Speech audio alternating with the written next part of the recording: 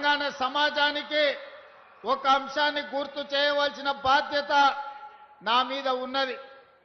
ఆనాడు ఈ ప్రాంతం కొత్తగూడెం థర్మల్ పవర్ స్టేషన్ కోసము వందలాది ఎకరాల భూముల్ని ఈ ప్రాంత రైతులు ఇస్తే ఆనాడు అందులో సిబ్బందిని ఈ ప్రాంతం వాళ్ళని కాకుండా ఇతర ప్రాంతాల వారికి అవకాశం ఇస్తే మొట్టమొదటి తెలంగాణ ఉద్యమానికి పునాదులు పడ్డది పాల్వంచ ప్రాంతంలో అని చెప్పి ఈనాడు మనం గుర్తు చేసుకోవాలి.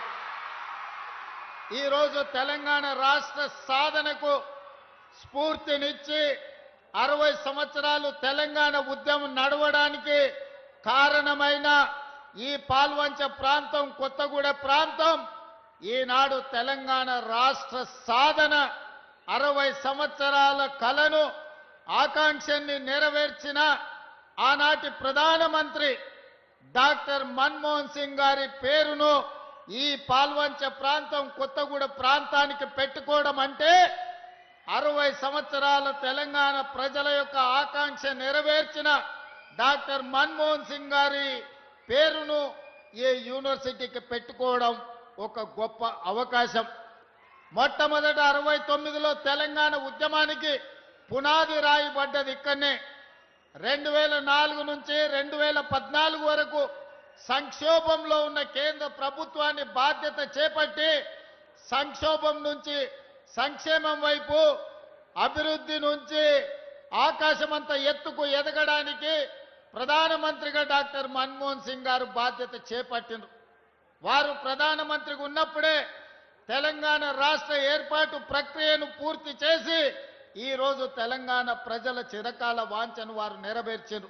అందుకే డాక్టర్ మన్మోహన్ సింగ్ గారి పేరు భారతదేశంలో ఎక్కడ పెట్టక ముందే ఎర్త్ సైన్సెస్ భారతదేశంలో ఉన్న ఏకైక యూనివర్సిటీ, ఆ యూనివర్సిటీకి నాడు మన్మోహన్ సింగ్ గారి పేరు మనం పెట్టుకున్నాం. యూనివర్సిటీ పనులను పూర్తి చేయడమే కాదు, తుమ్మల గారు ఒక మాట చెప్పిండ్రు, మాకు ఇరిగేషన్ ప్రాజెక్టులు పూర్తి చేయాలని. భారతదేశ మొట్టమొదటి ప్రధానమంత్రి పండిట్ జవహర్లాల్ నెహ్రూ గారు స్వతంత్రం వచ్చిన తర్వాత ఈ దేశంలో ఉన్న నిరక్షరాస్యత, ఈ దేశంలో ఉన్న ఆకలి కేకలను చూసి ఈ దేశం అభివృద్ధి పదం వైపు నడవాలి, ప్రపంచంతో పోటీ పడాలి అనంటే ఎడ్యుకేషన్ అండ్ ఇరిగేషన్ పాలసీని అడాప్ట్ చేసుకోవాలని ఈరోజు భారతదేశంలో గొప్ప గొప్ప యూనివర్సిటీలు ఎన్ని ఉన్నాయో వాటన్నిటినీ ఆనాడు మొట్టమొదటి ప్రధానమంత్రి